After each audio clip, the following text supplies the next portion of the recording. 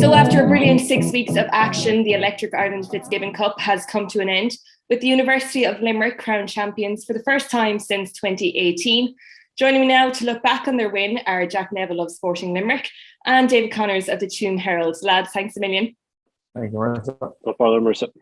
Jack, this season has had a bit of everything we love when it comes to third level GA. We had crazy score lines, we had unexpected results, we had extra time, closing, last minute goals. It's been a really enjoyable season, hasn't it?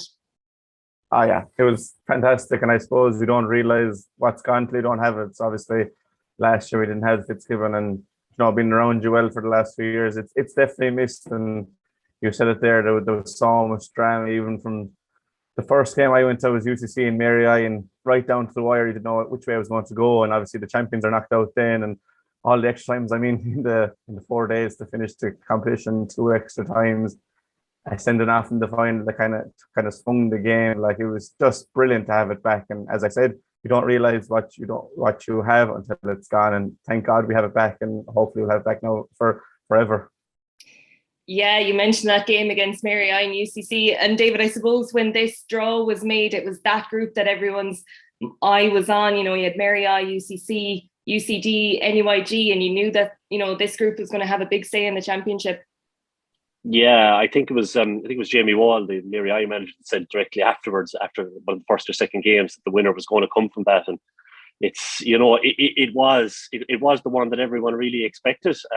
For NUI, just from a Galway point of view, from NUI topping it, we thought, this is a really good signs, particularly with such a strong Galway contingent involved at the same time. So, yeah, it was, just to follow on what Jack said there, like, what entertainment all year between the Sigerson and Fitz, and Mikey Kiley has probably written himself into folklore in UL for many years to come now after that. It's the stuff of dreams, to 2 last minute winners. Where would you get it? And it just goes to show that the quality of the competition and, the entertainment value that's there at the same time.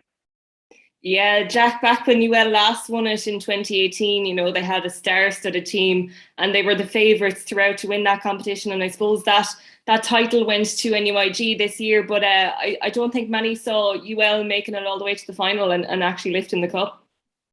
No, I don't think so. I was talking to Jamie that day, as were you, and you were agreeing with him. You were saying, yeah, that the winner is going to come from this group, and it'll just be a case of who comes from the other side. But the following day, UL played Toos Midwest in UL, and they really laid down a marker. And I suppose it was a team. There was no real superstars. Obviously, there's class right throughout the field: Brian O'Mara, Mark Rogers, Mikey Kiley, the name on everyone's lips. But they weren't the superstar team like NUIG, who had Keane Lynch, obviously, and Evan Ireland, and the likes of Brian Cannon, that were probably a bit ahead of the rest of the team. UL were very, very even throughout. And against Toos, you were thinking, okay, it was the first time we saw both teams. Maybe we were thinking maybe Toos are a little bit poor, but against TUD as well in Dublin, they really laid down another marker. And from there, you were kind of thinking, yeah, UL are definitely the strongest team. On the other side, it'll be a case of who faces UL and how will NUIG and Mary I and UCC and all these teams get through from the other side. So, yeah, it was different. 2018, the amount of All-Ireland winners that came from that UL team in 2018 is ridiculous, and probably the best Fitzgibbon Cup team that you're going to see for a long, long time. But this UL team was just kind of built on a foundation. Everyone knew their job. They were really strong at the back. They were mad for goals the other end. Did a lot of workmen around the middle, and just a brilliant, brilliant team, and very hard to beat. And they showed that by going all the way. Yeah, that NUIG GMIT match, David, I don't think anyone was expecting a scoreline like that going to extra time. It was a fantastic exhibition, and as you say, it was great for Galway hurling as well. Oh, it was super. I think it was. I'd say outside 1 or 2 on either team. Keane Lynch, Philip Hickey, AJ Willis. I think the majority of the other players were made up from Galway. GMIT, just a word on them. I suppose they were really kind of surprise package. I think they hadn't won a game in Fitzgibbon since the promotion. Then to top that group, and really then to put it up to a star-studded NUIG side would have been a big surprise. But I suppose in one aspect, the local derby element can really feed into that. I suppose these lads would have known each other, hurling club. There's a lot of club teammates on it, a lot of lads that would have hurled with each other underage for Galway at the same time. So in that sense, there was nothing to fear, and they had a real cut. And I suppose the real beneficiary, as Jack mentioned there, like Limerick probably really benefited from UL's success and Mary Ives down over the last few years. And from a Galway standpoint, you'd be hoping that this year will stand to these players, because in my opinion anyway, and maybe some people mightn't agree, but this is the closest step up to senior intercounty hurling now that the under-21 championship is no more. I think you're playing probably the best of emerging young talent, and it's a great opportunity to hurl with players that you mightn't get the opportunity to otherwise as well. So it was brilliant from a Galway viewpoint, just fantastic overall, and I think it's been a really successful campaign for the Galway colleges, minus the result in the final, obviously. Yeah, of course. NUIG were, of course, going for the double after their Sigerson win last week. And going into the final, I suppose they were they had the favourites tag, I suppose, because they had that extra day. UL only came across the line against IT Carlow in the last second. But it was a very tight match throughout, really, until that final quarter, wasn't it? Yeah, it was. I suppose NUI would have been delighted that they went in at half-time leading, in the first place, because UL had missed probably more of the chances. They probably spurned a good few scoring chances. NUI managed to get 2 goals in the second quarter, from pretty much, maybe it was a small bit against the run of play.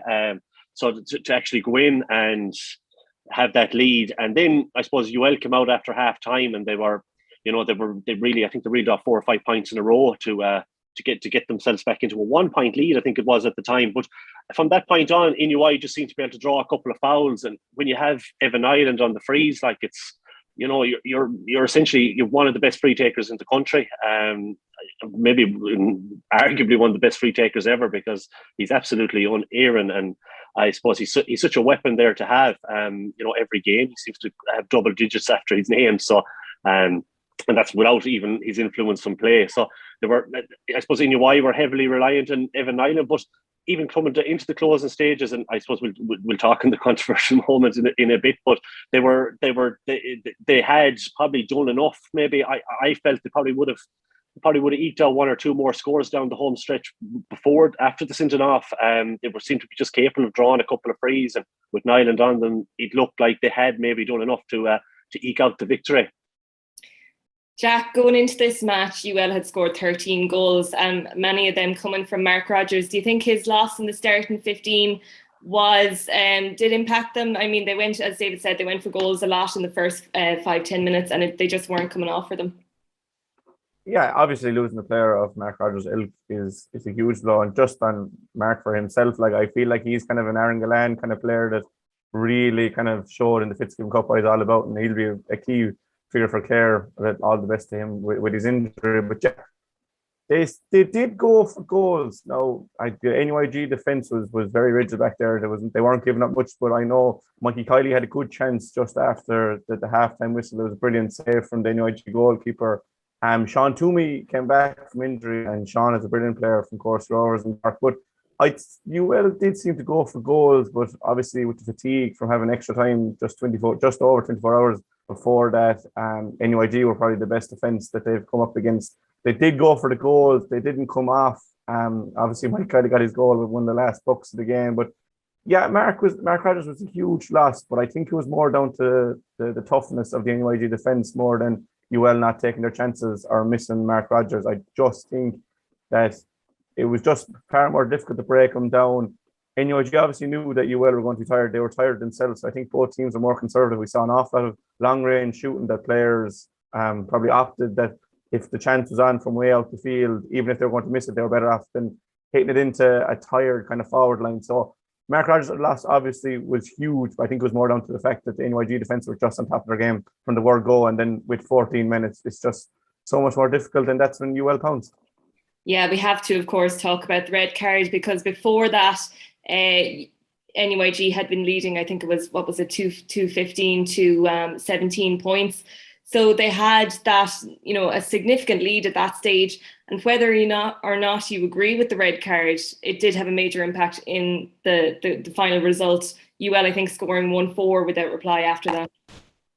Yeah, obviously the red card did have a bearing, as you said, whether you agree with it or not, is elementary at this stage. But to be fair to you, well, Brian O'Sullivan did get a score just before that. Now, whether that would have turned momentum itself is another case.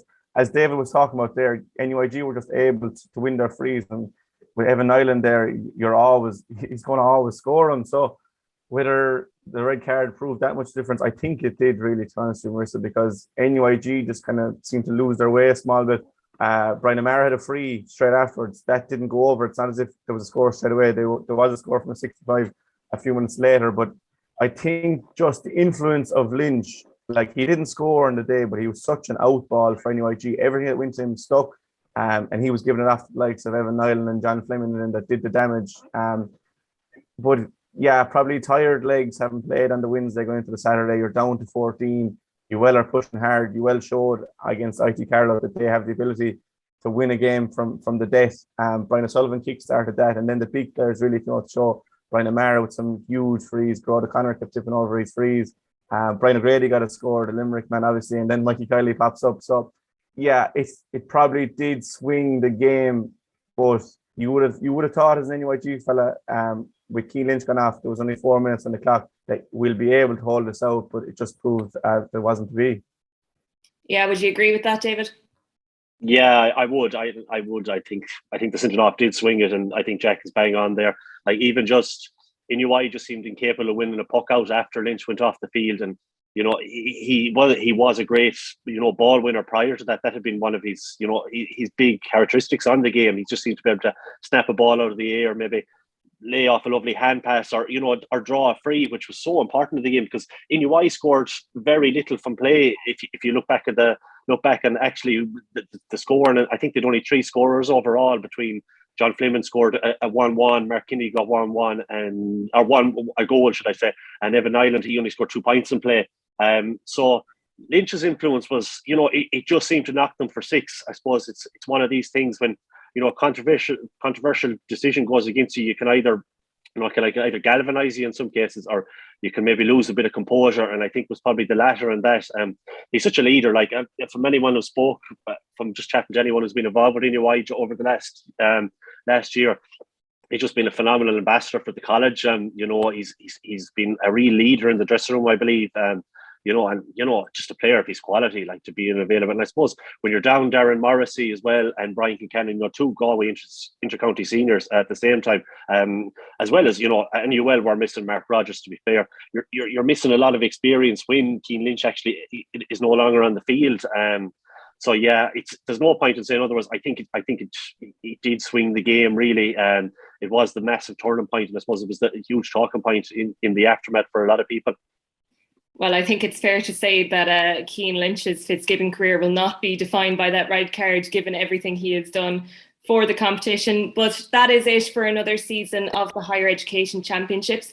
My thanks to David and Jack for joining me today. And of course, congratulations to UL and NUIG, who won the Sigerson. It's been a fantastic year, and hopefully there'll be lots more to come in 2023. To keep up with all of the conversations surrounding the Higher Education Championships, make sure you are following the hashtag FirstClassRivals.